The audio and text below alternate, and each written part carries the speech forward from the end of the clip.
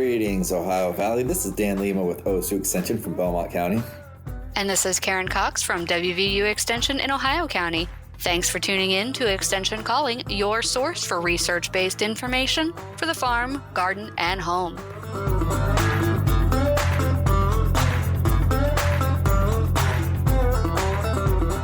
Hey Dan, how you doing? I'm doing great, Karen. You guys just did a program on beef quality assurance, right? Just did one, correct. We did a beef quality assurance locally for Belmont County. And next week, we're going to be down in Monroe County trying to get them recertified for beef quality assurance. And then we'll be doing one probably sometime in the fall this year. So if you are beef quality assurance certified, please check out where these upcoming programs are. And if you're not, we encourage you to attend anyway because it's just really good information. It is really good information, but let's talk about what is beef quality assurance. So by definition here, beef quality assurance is a program to ensure that the beef and dairy cattle are maintained in a manner that will result in safe, wholesome beef product for the consumer. Specifically with BQA, it's designed to enhance carcass quality by preventing residues, pathogen contamination, carcass defects, and injections to site blemishes and bruises.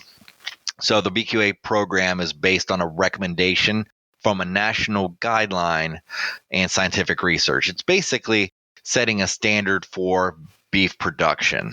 I know in Ohio here, if you look at the BQA curriculum, some of the goals in Ohio are to increase a competitive base for marketing of Ohio cattle.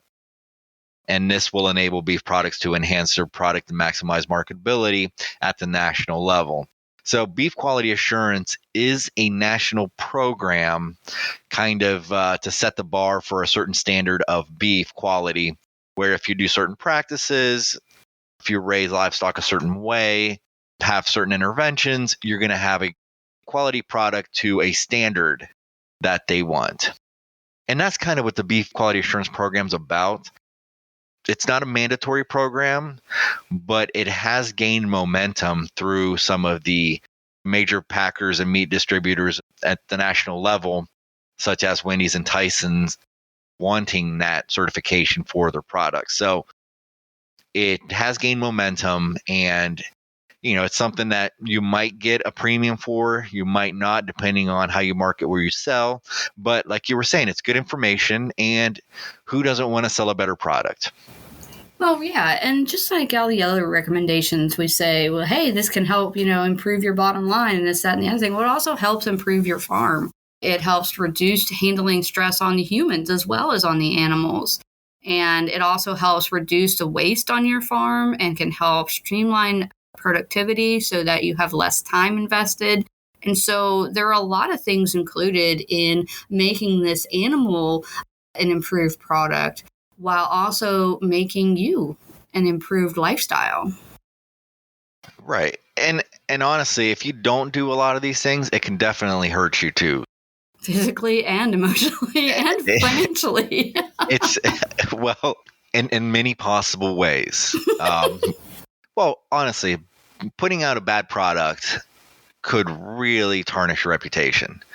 So, you might not feel like you're getting rewarded for quality products, but, once it comes to putting out low quality products, just bad products and then being tarnished by that product, that's the worst case outcome altogether. So in a way, you are rewarded by mitigating that potential to put out a bad product by following certain guidelines, and every time we go through this, any certification requires repetitive learning, right? You know the stuff, you get recertified, you get a refresher. You basically, at that point, you also see how you're doing things. You reflect on maybe possible improvements. You think of questions that you might ask. So it's not a bad thing to listen to something 2 times, 3 times, 4 times over, because you are going to take it a little bit different every time. It's just the way we operate as humans. Right. And what's the old saying that you have to hear something 3 times before you remember it? Or you have to process it, like hear it, write it down, and then say it. You have to have repeated exposure to remember things, and especially when you're trying to change a behavior. You need to know the whys of what you're doing. And that is where BQA really shines, is it helps you understand how animals react to things, because animals obviously are not human, and they have different eyesight, they have different hearing, they react differently to different stimuli. They're herd animals. There's a lot of things that if you just understand the animal better, you can understand why certain behaviors might be more stressful on the animal and cause you more difficulty when working with the animal. That's right. And cattle have been around longer than we've been raising livestock, right? Yeah. So those innate instincts are always going to be part of the animal. How they've evolved to become the way they are, and then through breeding we've enhanced that, but those innate instincts are going to be there. That's right. And because they have animal husbandry, right, where cattle farmers fall under that category, the animals also develop experiences and conditional learning to associate with that operation.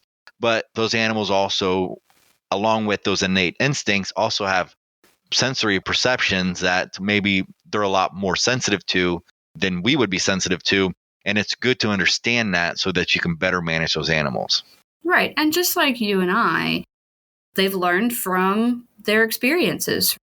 And so experiences that the animals have are going to impact how they act, because they've learned that when this happens, something else follows, right? When you shake the feed bucket, they come running because they know there's food in that bucket. That is a conditioned learning. And so we have those aspects as well when you're looking at animals. Right. And then an example of an innate instinct is if you isolate one, it's going to be very stressed out because it wants to be with the herd. Right. And understanding these behaviors and why, knowing these things, that you can better manage your animals. Let's talk about handling facilities. Handling facilities incorporate all those different aspects of the way, in this case, cattle react to the environment, how they're conditioned. So handling facilities will keep you safe, will keep the animals from getting hurt, and it really speeds up handling. And with many aspects of beef quality assurance, handling is very crucial in terms of being able to vaccinate your animals, working your animals, loading your animals in a safe manner, all these things for a higher quality product. So, when we talk about handling facilities, proper construction, good materials, making sure that you don't have any parts that are not working properly that could be unsafe. You're working with animals that weigh easily up to 1,000 pounds. Oh, and more. Sometimes more, right? Yeah. So, if you've got something that's not working properly with that much force, especially if you have an animal that's scared and just running on that adrenaline because it's spooked. If something's not working properly, you could be hurt or killed even by not having good working facilities.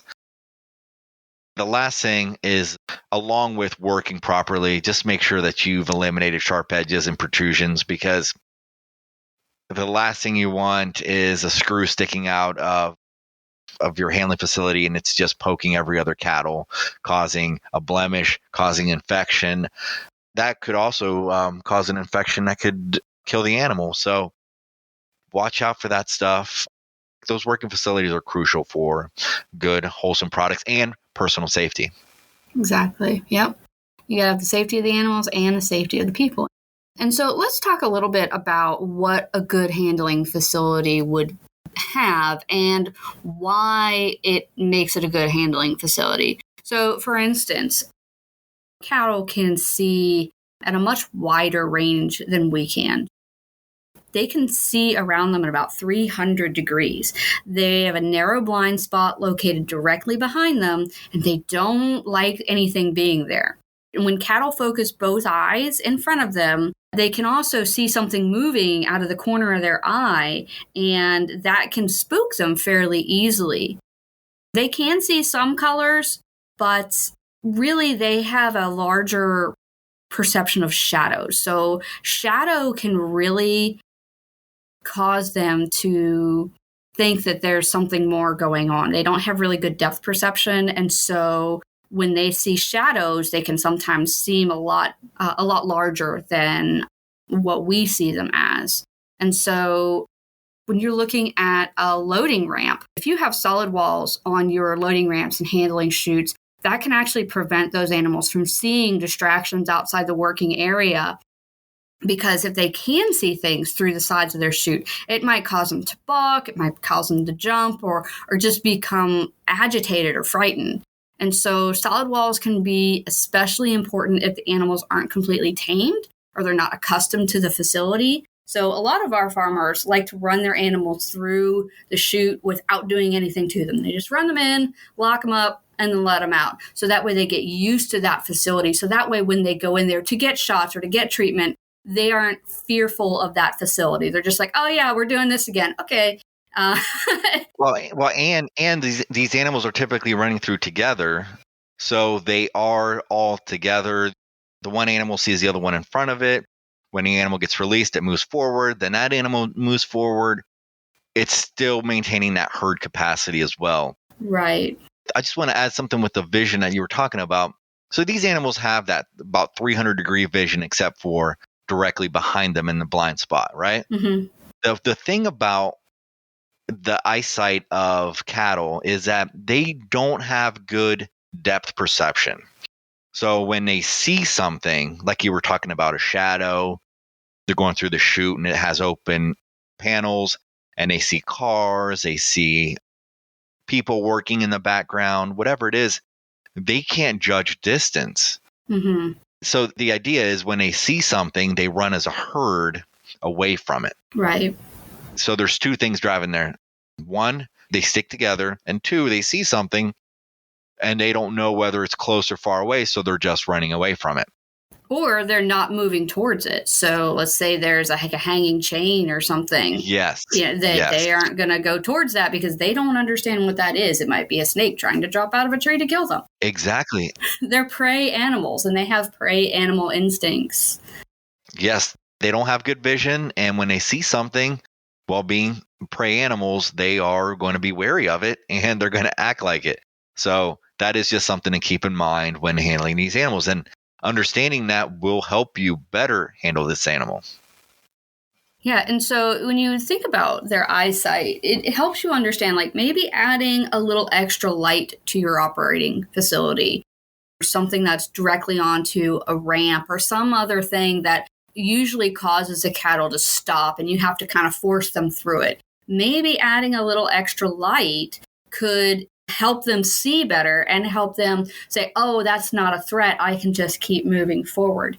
And if you think about how many times you've had to push an animal through a chute or to get them to go forward, that takes a lot of wear and tear on you, and it's very stressful and frustrating. And so if you could do something as simple as putting a light bulb up, that really can save you a lot of time.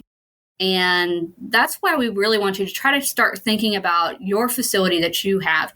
Do you have solid walls on it? Do you have good lighting in it? Is it painted in multiple colors? Like, sometimes we have to replace things and we didn't have that same kind of paint or whatever, or we wanted to make it pretty. And so we put, different colors up. But for an animal, especially stripes, they don't particularly care for stripes. So just try to make it a nice solid color.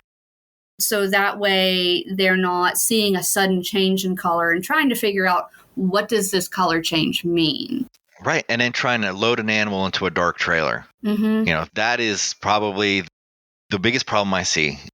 Trying to get the animal in the trailer, but the animal's not going in a trailer because you're working in the daylight and it's dark in a trailer. So the animal's just not going in. But you're right. Like if you put a light in there somehow, or if you illuminate the trailer, shining a light into it, those animals are going to be much easier to just walk straight on. And battery-powered LED lights with hooks on them are so easy to find. Spend $5 and see if it makes your life easier, right? What's it going to hurt? Well, it'll definitely keep you from tripping on something, being able to detect like wet areas where you could slip. Mm-hmm. That's just from a safety perspective. It's very worth the $5, whatever, to get some kind of extra lighting in there. But if it helps you move the animals easier, then guess what? Your back problems are a lot more expensive than an LED light. That's very true. That's very true. I love it when there's a simple answer. There's not always a simple answer. Like sometimes maybe your chute's just not conducive to, it's an old chute. It was built by hand by your grandpa, and maybe it's just old and splintered. It's got a couple nails sticking out here and there because it's been, used. And sometimes you get to a point where you're like, okay, well, I really need a chute that can hold this animal because I'm getting older and I can't hold them still whenever I give them their vaccination, or I can't risk my granddaughter or grandson getting kicked by an animal because there's this open spot in the back of the chute. So there are things that sometimes maybe you just need to pony up and get a new chute. Something that's going to be safer for you and safer for the animal. If you are looking at the curriculum for beef quality assurance, one of the things that they say is undesirable conditions, 90% or more cattle should flow through the cattle handling system without the use of electric prods. So basically what it's saying is about 90% of the reasons why you'd have to use electrical prods, you'd have to scream at the animal, push the animal, is just undesirable conditions. So those things that we were talking about, lighting, shadows. And loud noises too. Loud noises, thank you. I mean, just eliminating that will decrease 90% of handling problems with the animal. Yeah, and low stress animal handling is such a better way to go. Low stress animal handling is low stress on you and low stress on the animal. And it can be something as simple as working the animal's flight zone, meaning that you are standing in an area behind them where they can see you, but you're moving closer. That will cause them, as their natural instincts, to start moving forward because there's something in their flight zone. And just waving an arm up in the air, or, sometimes you need something a little bigger. If you're small, maybe your cap. I was about to say, if you want to get real crazy, take your hat off, right? Right? Yeah, get real crazy. You don't have to scream. You don't have to yell. You just have to raise your arm and be in the right place. And that just naturally causes the cattle to want to move forward. And if you've never been to a low-stress animal handling demonstration, I really encourage you to go to one or find one on YouTube, because it's just fascinating to see how naturally you can just walk with the animals and get them to go forward. It's just utilizing their instinctual actions. Yeah, they want to go away from the stimulus. So, not only forward, but you can also move them backwards by approaching them through the flight zone to the point of balance where they want to move away from you. So the point of balance is right at the shoulders. So if you're moving towards that from behind them, they're going to move forward. Right. If you are moving towards the shoulders from the front, they're going to go backwards. The faster you move, the faster they move. The harder it is to control. So it's just a very calm little dance between you and that animal to get them to move properly. Again, it doesn't take a whole lot of stimulus. If they're not really moving as much as you would like, maybe waving your hand, waving your hat, flashing a little extra color, like with your cap, that'll get them to move faster. But it should never be something where you are pushing the animal, where the animal is confused and just doesn't know what to. If the animal feels confused and it's nothing but instinct at that time, where adrenaline kicks in, that's when people get hurt. So just put enough stress on that animal so that it's still under control and it's not putting yourself in a bad situation. You also want to think about which animal you're trying to direct to. Like in every herd, there's a lead animal. So you're going to go find the leader or the leaders and direct that animal. The other cattle will follow that leader and will do what that leader does. So if the leader's going forward, they're going to go forward. If the leader's backing up, they're going to stop and back up. So instead of working at the rear of the herd, you want to be up to the front where those lead animals are. And just, calmly work with them, and everyone else is going to come along. They're herd animals. They're going to do what the herd is doing. So just focus your efforts there. And they're animals, so they are also going to rely on Maslow's hierarchy of needs, right? So an animal's less likely to get stressed out and be more receptive to you when it's comfortable. So think about temperature, making sure that animal has proper water, it's not hungry. So the better you take care of your animal, the more you take care of their needs, you move them in a comfortable environment, the less likely you're going to have a lot of problems anyway. So it's just all these things we're talking about work better. One, if the temperature conditions are better. So one of the things that we talk about is move or process cattle during cooler parts of the day. So put that light in the trailer so the cattle aren't walking in the darkness, and do it when it's nice and cool in the morning, maybe in the evening, whatever it is that when you need to move them, where you're going, that's probably going to dictate whether you're moving them in the morning or in the evening. But conversely, in the wintertime, you probably want it to be a little warmer when you're doing the handling. But you always want to avoid handling when the risk of heat stress is high. And also consider temperature, humidity, wind speed, even the type of animal you have. So, going back to that innate instinct, and different breeds have different dispositions as well. So hopefully, one of the things that you've enacted in your farm is you're calling certain behaviors out of the herd. You don't want animals that are more aggressive, less predictable. You want to remove that stuff from the herd because that is part of genetics as well. So there's a nature versus nurture aspect to behavior.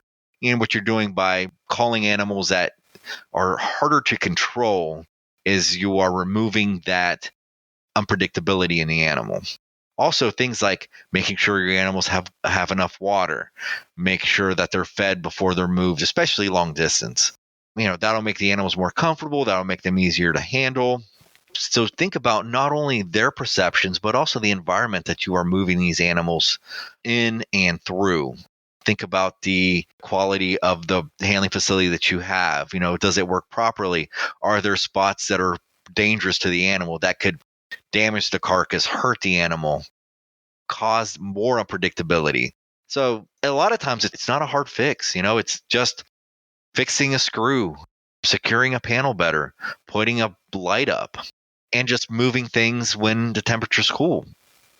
Yeah, and you should really be walking through your chute before your animals go through and look for these types of things, just put yourself through the chute, look around, check the side rails, make sure there's nothing pointy, go through it yourself and see what it looks like. If you see a dark spot, you see a spot that maybe there's some water standing that might be reflective if the sun's bright that day, cover up that water, put some sawdust on it or some mulch or something just to fill it in so that it's not some bright shiny thing in the middle of your walkway that's going to cause your cattle to stop and balk. And a major slip hazard. Yeah. Because if you're taking your animals to the processing facilities and they're all bumping and falling and getting all bruised up, well, that's not going to bode well for you. When the packer sees where these animals came from and they're all bruised up because every single one of them has slipped due to bad facilities, that's gonna come back on you, and that's an easy thing to fix. Just like Karen said, sawdust. That's another thing to pay attention to. If you're a small producer and you're taking your animal to a processing facility, check their facility as well, because you don't want to have spent all this time and energy to make sure you have a beautiful animal that's going to provide a lot of meat for a family and take it into a processing facility that has a lot of pokey bits inside the holding facility, or their chute is wet and slippery with no good traction for the animals and they're going to fall. You don't want the animal to get injured at the processing facility either. So do take a walk through, inspect your processor. And if you don't feel their facility is up to your standards, then try to find a better one. Yeah. Or even just point it out. Maybe they don't know beef quality assurance, because they're not raising cattle. So maybe you need to just, hey, if you change this, it'll make everybody's life better. Sometimes those nice suggestions go a long way because not everyone has gone through the beef quality assurance training, and sometimes people just don't know. the whole thing with beef quality assurance, is it mandatory? No. So why do I need it? Well, like I said, education is never a bad thing. That's one thing.